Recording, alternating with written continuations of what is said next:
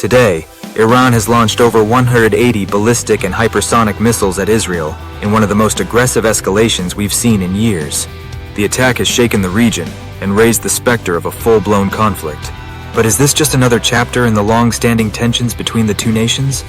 Or are we witnessing the beginning of something much larger? The broader picture. Iran's latest missile barrage didn't come out of nowhere.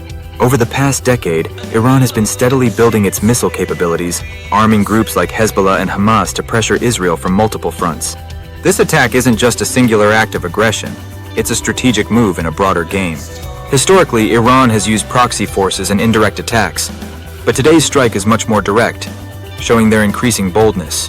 For years, Israel's defenses, including the Iron Dome and US-supported systems, have shielded the country from missile threats. But this time, Iran used hypersonic missiles, weapons that can travel more than 5 times the speed of sound, making them much harder to intercept. This represents a significant escalation, and it reflects the deeper tensions not just between Iran and Israel, but also the broader Middle East, where alliances, rivalries, and military capabilities are constantly shifting. Looking deeper into the impact, let's dig into the specifics of this missile attack. Israel's defense systems were activated the moment the missiles were launched. The Iron Dome successfully intercepted many of the missiles, but not all.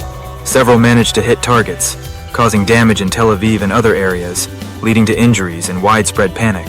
This is the first time Iran has used its hypersonic Fatah missiles, capable of breaching advanced defense systems.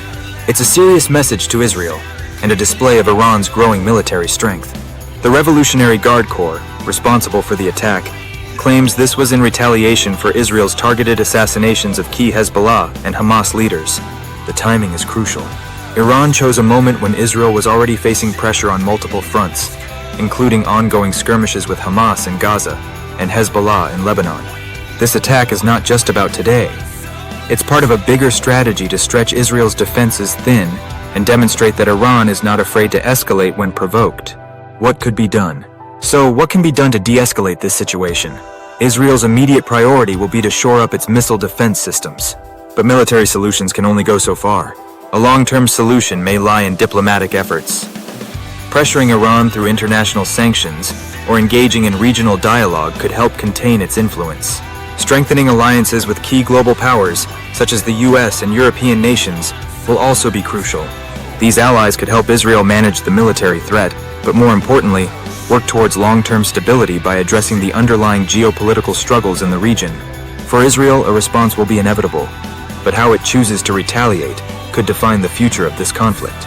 A measured military response, combined with strategic diplomacy, could prevent further escalation. On the other hand, an all-out retaliation could plunge the region into a wider conflict, involving other powers, such as Saudi Arabia, and even the US. What's not being talked about? One aspect of this conflict that isn't getting enough attention is Iran's broader regional strategy. This missile attack may seem like a targeted move against Israel, but it's also a clear signal to other regional powers. Countries like Saudi Arabia, which have been at odds with Iran for decades, will be watching closely. Iran is demonstrating its military prowess not just to Israel, but to the entire region. There's also the economic angle. The financial burden of these conflicts, both for Israel and Iran, is significant, but often overlooked. These missile attacks, while costly in human and political terms, are also economically draining. Neither nation can sustain prolonged military engagements without severe financial consequences. And yet, these issues are rarely discussed in the broader narrative. And then there's the human toll. In the rush to focus on military strategies and political alliances, the real impact on ordinary people is often lost.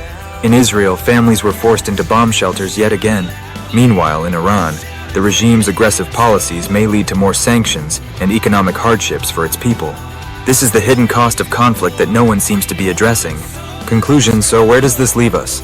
Israel's defenses, while robust, are being tested like never before. Iran's use of advanced weaponry signals a new phase in this long-standing conflict. But it's not just about missiles. It's about strategy, power, and control in the region. Do you think Israel will retaliate with full force?